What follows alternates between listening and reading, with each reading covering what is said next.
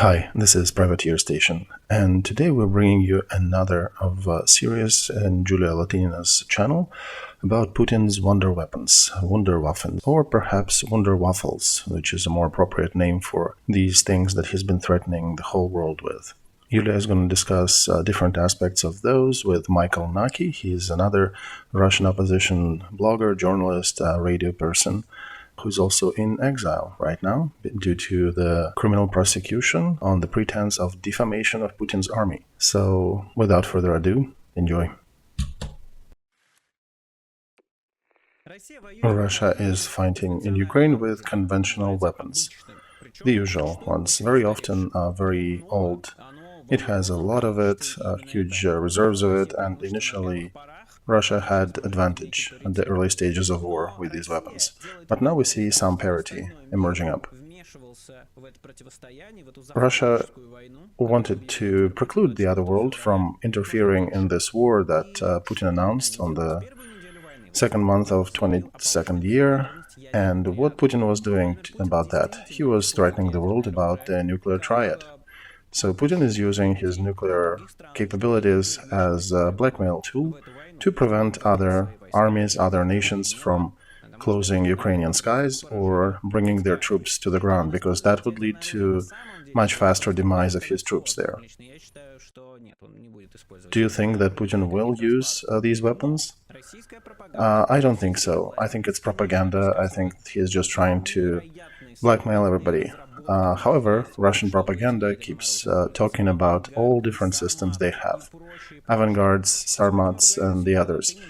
Today we talked with Yulia Latynina about how real these articles are, what is behind them, and how ready for their battlefield are they.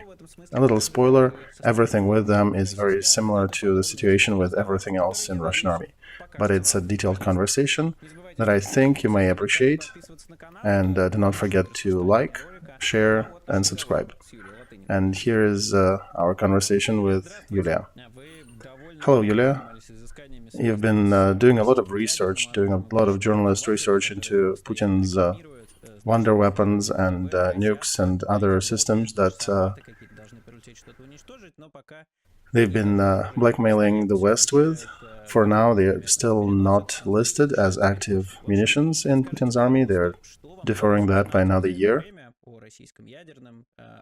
Tell us more. What did you discover about all these magical nuclear things and other weapons that Putin was relying on and his propaganda is peddling?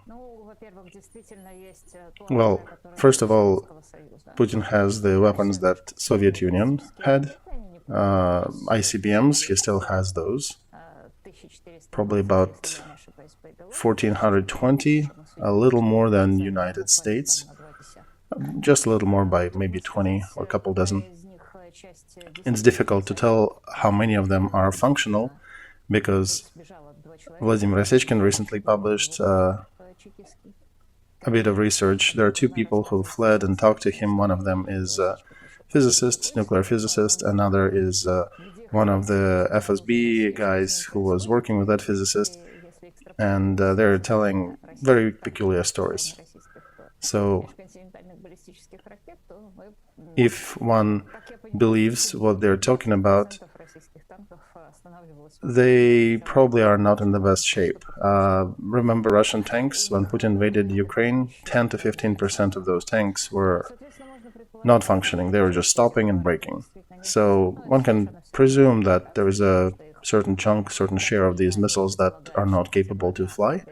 However, that doesn't matter in a big scheme of things because American concept does not involve having at least a percentage of Putin's nukes on the American soil. So we can close the practical part of that question, that what Putin has and what he received from the USSR times, or at least the munitions that is still usable, even though it's getting really old and is getting taken from service as every year passes.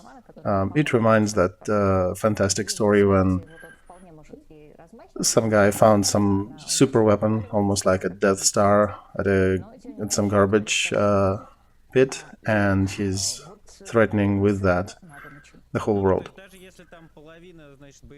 So, okay, if half of them had rotten, a quarter perhaps was sold somewhere by parts, and another quarter is still quite a threat for the world, right?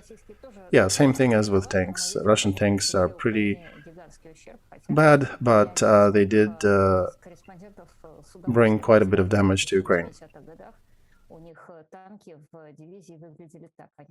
Although, even back in the end of the 20th century, I had a friend talking to me that in the garages where tanks were parked, on the front line there were tanks who could start, and behind them were the tanks who were being towed by the first tank. So we kind of see that as the war in Ukraine unfolds, they're not doing well. Things keep breaking apart. Yes, but although during the war as it unfolds, they keep talking about other wonderful weapons that they might have. What do you know about this? Oh, this is a different one. This one probably doesn't have relation to military stuff. This probably is more related to psychology or psychiatry. I don't know why, but somebody convinced Putin that ICBMs that he has, that there is some mythical American missile defense system that is capable to completely intercept them, and that new weapons, if he funds them, be them some nuclear torpedoes flying in the ocean or gliding avant-garde systems in the skies or some Sarmats,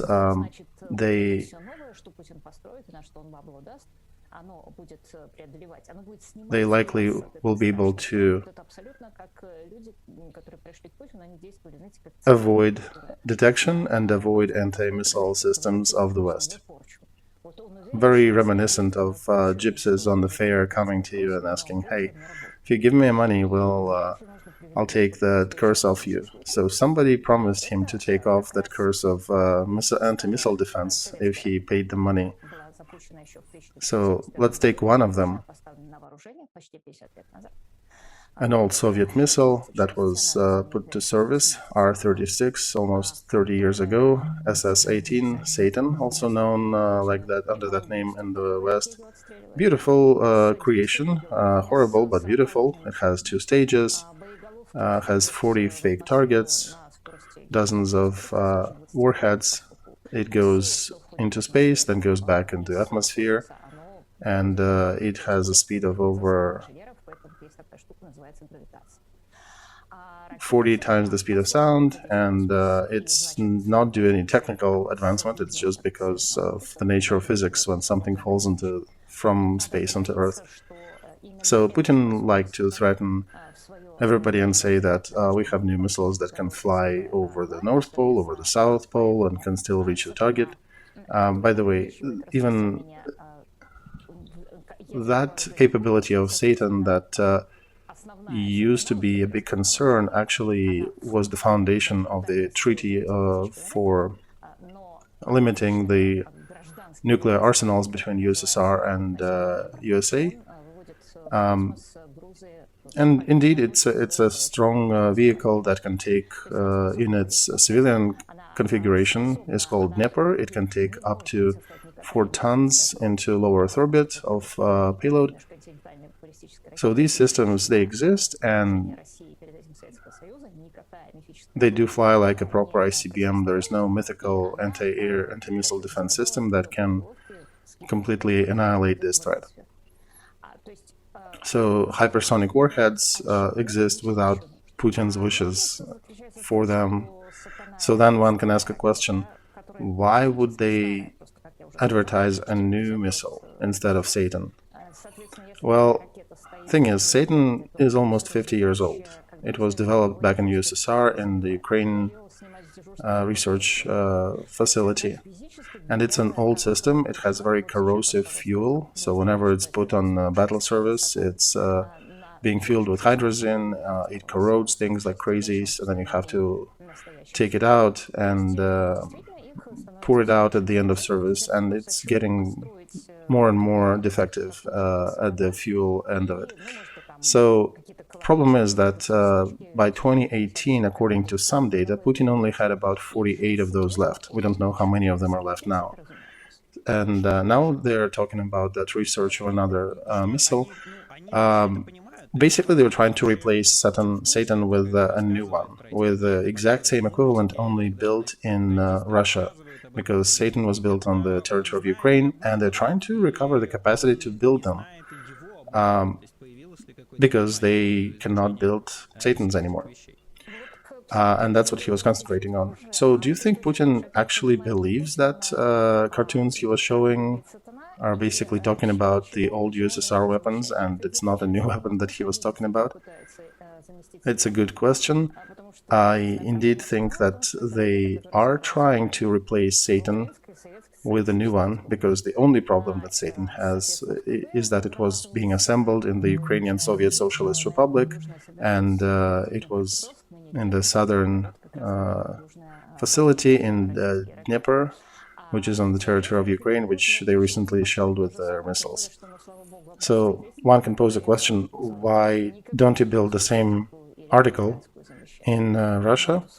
You don't need to reinvent. It's not a Japanese, American, or NATO stuff.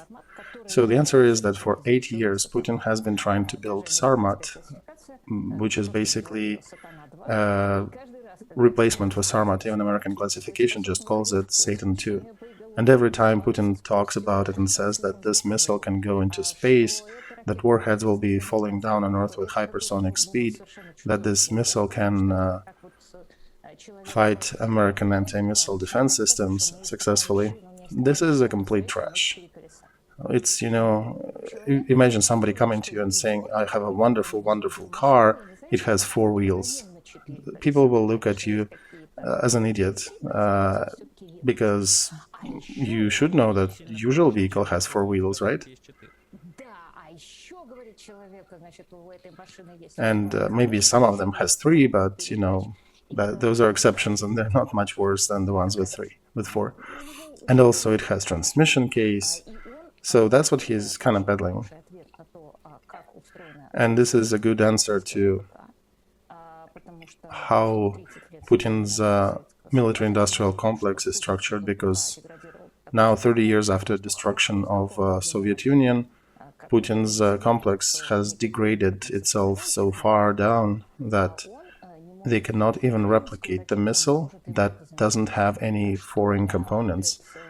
They cannot replace a Ukrainian-built missile with anything they're trying right now. So, when they cannot do that, it poses a bigger question if they can ever prevail over the United States. Right. Okay, so if there is nothing unusual with this missile, by the way, sorry to interrupt you, they have not finished building Sarmat. On the 20th of April, they had the first run, the first test for that missile.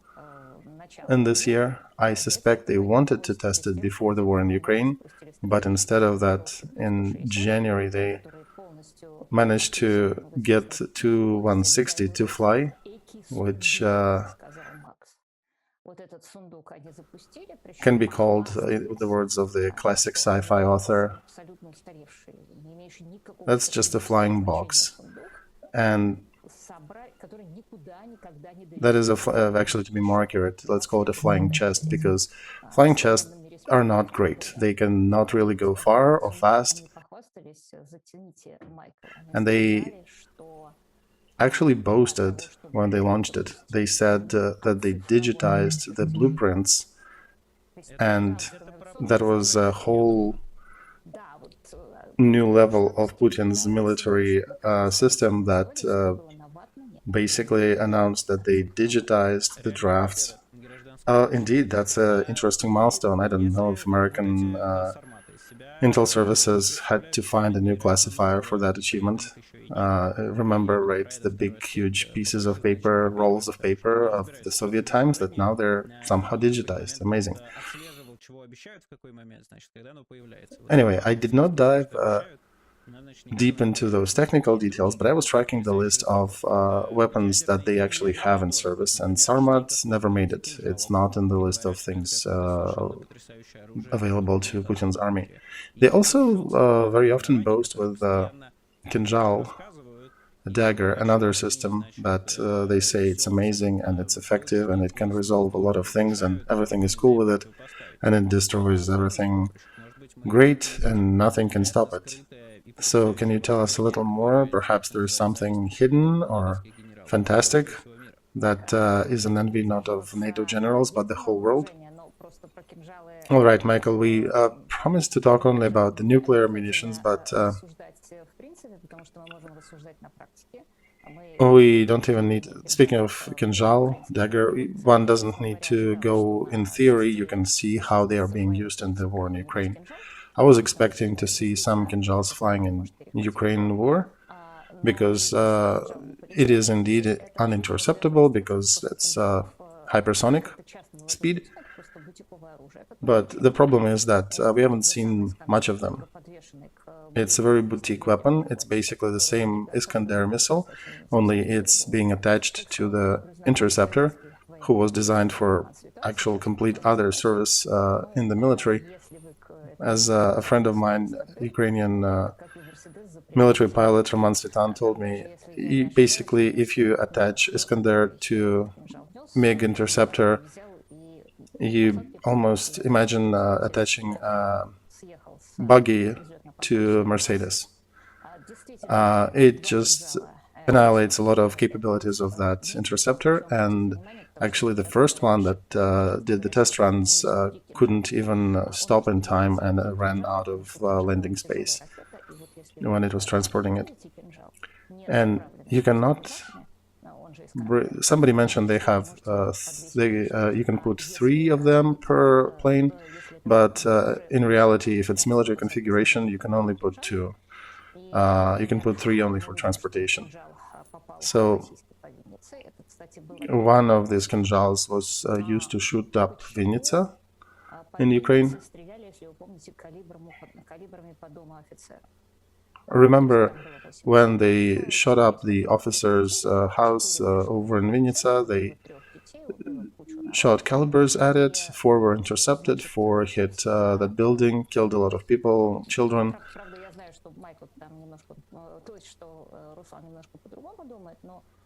I know that my other commentator, Slan, often thinks differently, but I suspect when they were using those missiles, they had another plane flying over on the Belarus border to see and detect where Ukrainian anti-air systems are located, and we were expecting that maybe after that use, after that kind of intel gathering operation, there would be some massive use, some massive missile strike on those installations, anti-air installations, but nothing happened like that.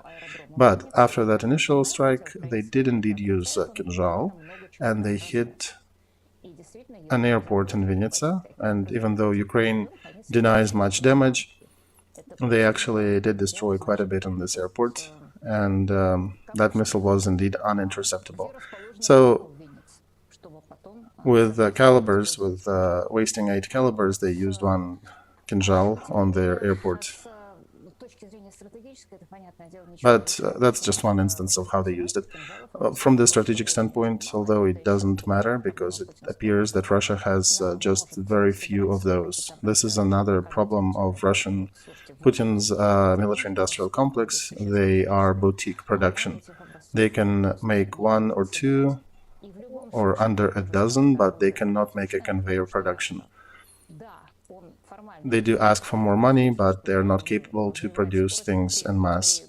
So on paper, yeah, and actually in reality, it is a rather fast weapon because they attach it to already fast-moving launching platforms, and that doubles the speed of adds one speed of a jet to the speed of the missile, and that breaks the hypersonic barrier.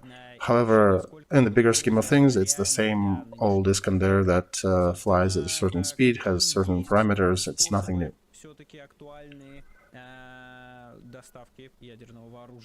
So, speaking of nuclear munitions, does he have good, available, reliable means of transport nuclear warheads to targets?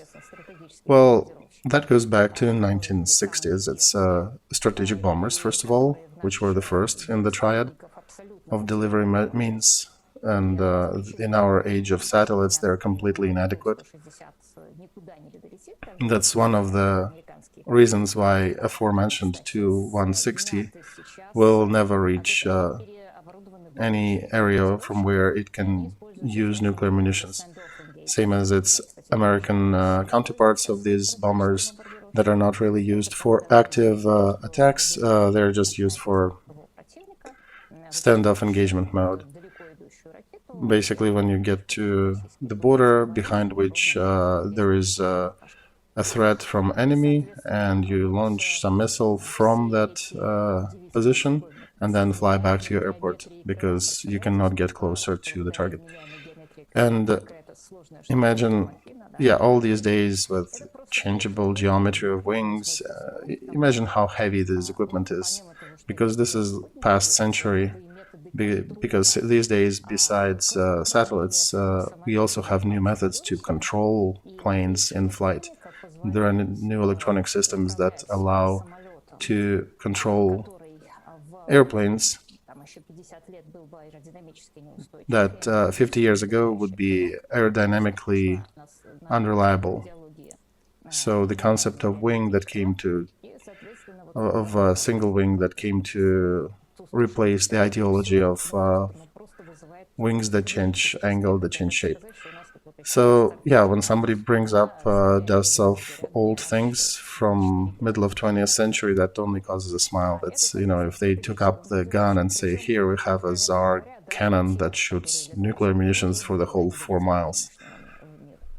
So strategic bombers, in this case, they're not really effective in the modern world. That's one part of it. Nuclear submarines, Russia has it, but they're also not in a good position because the United States has both oceans on both sides, Atlantic and Pacific, uncontrolled by any foe, any hostile nation. Russia has only Pacific.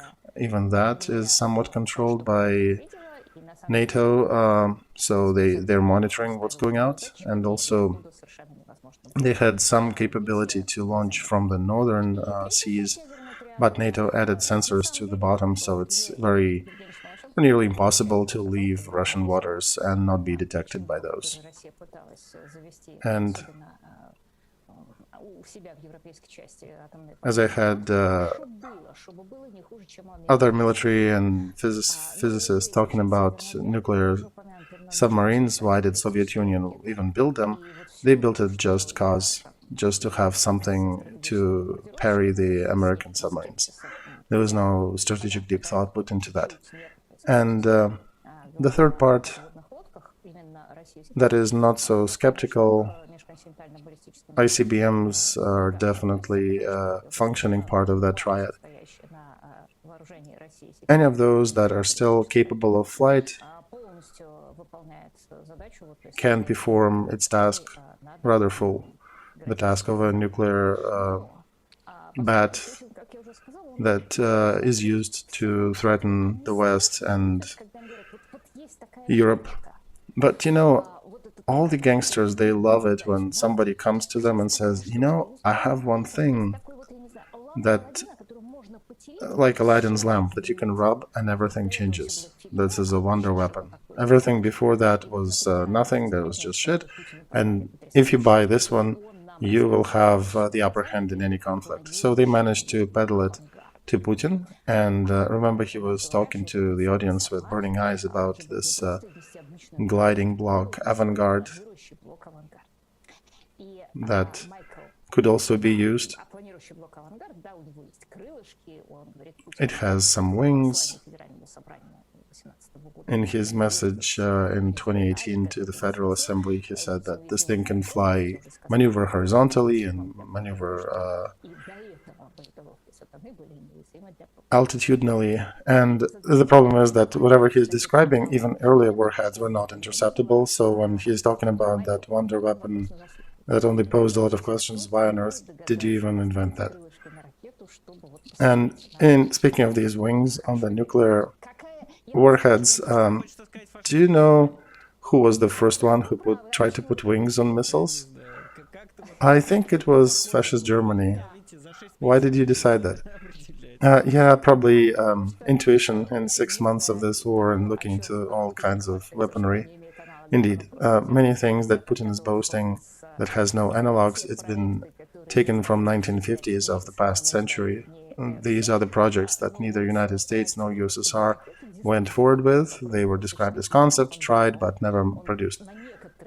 So von Braun was the first who put some of the wingtips on Pfau-2 and to see if they can maneuver, and it turned out to be a bad idea because some shapes, the simpler the better, and when missile is flying, one can calculate how it will fly without wings. If it does have wings in these speeds, there is a high probability that they may get damaged in flight and then nobody knows where it flies.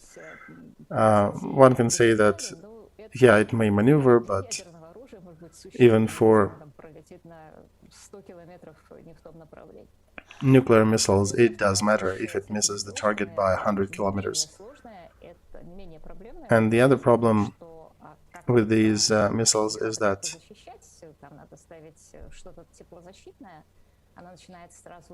you need to protect it. You need to add some thermal protection systems to these wings, because the moment you introduce that component, it starts weighing some crazy amounts of kilos and pounds. I actually have the data here. Let me look it up.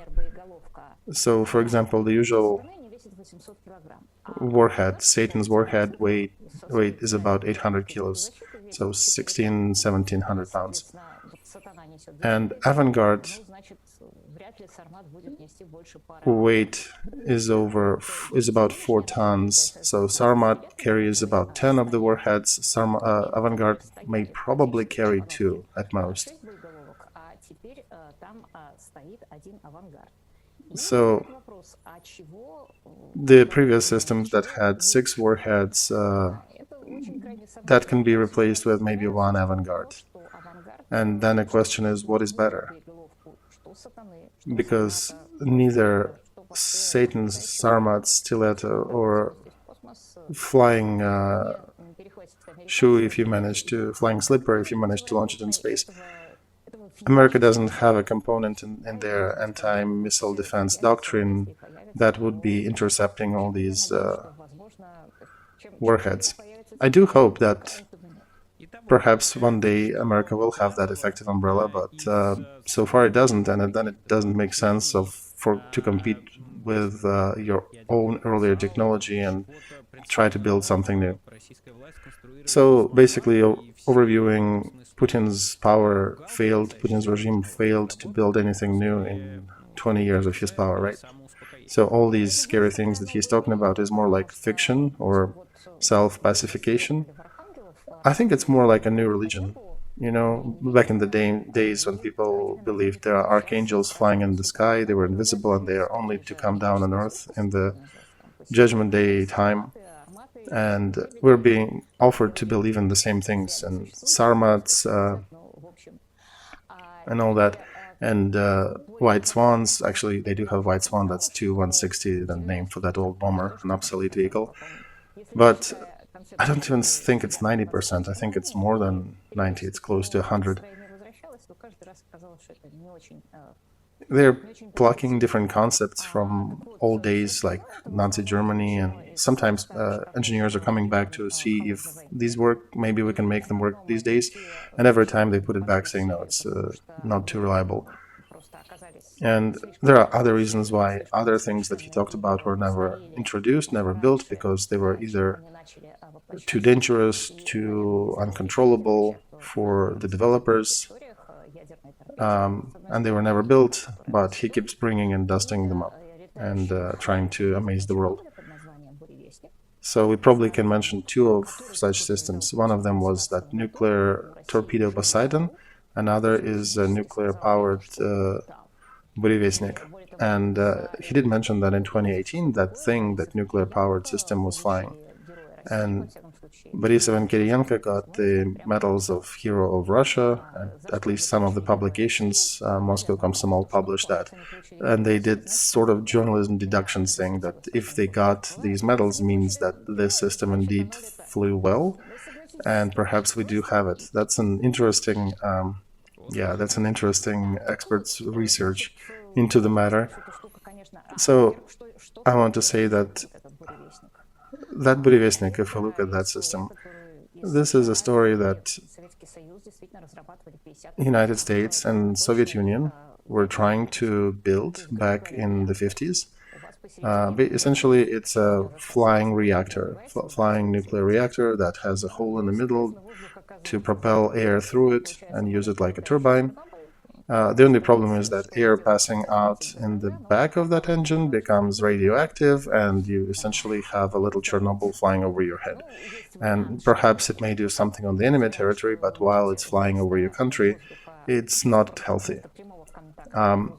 Then there was another version for it when they, instead of creating a direct contact with air, they could put a heat exchange article over the reactor. And the chances that, okay, in that configuration it will not be too catastrophic for ecology and health, but if anything happens with it and it falls and breaks, you may have another Chernobyl on your hands. Or, you know, another threat of what is going on in Zaporozhye right now when Russia occupied a nuclear factory. So, a nuclear power plant. So they did talk that they have this system, and they used to test it near Arkhangelsk in Russia, and in August of 2019, something broke up there, and there was in the news that some specialists from Russian nuclear research died there during the explosion. They were testing some new system, and then they said there was something else, tried to cover it up. There was just industrial problem. And then meteorological services actually spoiled the picture when they published what is flying in the air, what radioactive isotopes were detected. And when specialists ran the analysis, it indicated that these were the gases that escaped the nuclear reactor. And it appears that the reactor did not fully crack open, because we would have seen a much deadlier picture on the ground, but it was probably just a smaller crack, and from which the noble gases escaped, and then they decayed into the other elements that were detected by weather people. And that basically points towards Burevestnik, that they did try to get this thing flying, and it, for whatever reason, crashed. And later, his media indeed published that they had a successful launch, although they deferred to an earlier test in 2017, when they had a successful test of this system, where the part of nuclear propellant, nuclear engine, was played by the electric system. So that is not exactly how you test these weapons. This is basically, they used a fake piece on that article and said it works. And when they used the real one, it cracked and they failed to make it fly. Okay, so that's one system. The other one was the nuclear torpedo. There was an older project back in the day that was called T-15. The idea of that nuclear torpedo basically died when the nuclear ICBMs appeared, because somebody did some logic and said, why do you need to launch a nuclear torpedo when you have a much more perfect means to deliver warhead to the target? And the question, can the nuclear torpedo do something that ICBM cannot? And the answer is no. But there are a lot of things that nuclear torpedo cannot do. For example, it cannot aim. because it doesn't have reliable GPS underwater and there is no communication with it. And if it goes along the ocean floor, there is no guarantee that it will not hit some mountain or some hill underwater while getting to the target. So that thing was called Project Poseidon. At a first glance, it appears to be rather dangerous, especially when you listen to Putin's propagandists, that it may destroy American aircraft carriers, it can cause tsunamis that will wash away all of the United States, and on the way back will also wash away Europe. So it's a difficult matter to really calculate how big tsunami will be that it may cause. But one of the reasons when the system was offered, they did some calculations, but before they completely closed it in 1962, when there was a department of military, and they calculated how big tsunami will be from the deep water explosion. They actually built a special model of American seashore and one of the lakes, and basically concluded that, yes, you can generate tsunami, but it will be so insignificant that it doesn't even make sense to build that torpedo. And comparing Putin's regime achievements with the Soviet Union, which was a huge nuclear monster, at least Soviet Union was not building fake systems. And of course, that torpedo cannot hit an aircraft carrier because aircraft carrier has a tendency to move and change locations, and this torpedo cannot does not have active targeting or adaptive targeting. You just launch it in a certain direction and wait till it gets there. And if it will take it a day or hours to get to that place, chances are it will never meet the target if the target moves. So I don't know if we have a lot of time to discuss Poseidon. That's like a whole other level of idiocy. By the way, you know, Soviet submarines, they had one significant drawback, because they could not leave harbors without being detected. And in normal country, one would say, you know, it's too expensive, it's a lot of research, a lot of money, maybe Northern Machinery 5 factory will make a couple of them every year. But since it was generals and military command, they decided to still push on with that project. So what precludes us from effective use? Oh, Americans have sensors on the floorbed. Okay, let's build something that will disable these sensors. And they went along with building another system to disable sensors. They had a thing that was called Losharik, jokingly. It was started by Soviet Union. For many years later, it was being worked on later, eventually launched. And it ended up in tragedy when it burned. It had an underwater fire. So remember when the fire happened, there were names released who perished there. There were so many high-ranking naval captains on that vehicle. So one would ask, why on earth would you have so many of them on that vehicle at the same time? And the answer is that according to the data, you can use that vehicle at a depth of 3 to 6 kilometers, but you do need a very well-trained crew to operate it. So essentially you have a crew going through training when, you know, they enlist. They train and study till about 26, 27 when they become professionals, from the day when they start in around 18 or 20.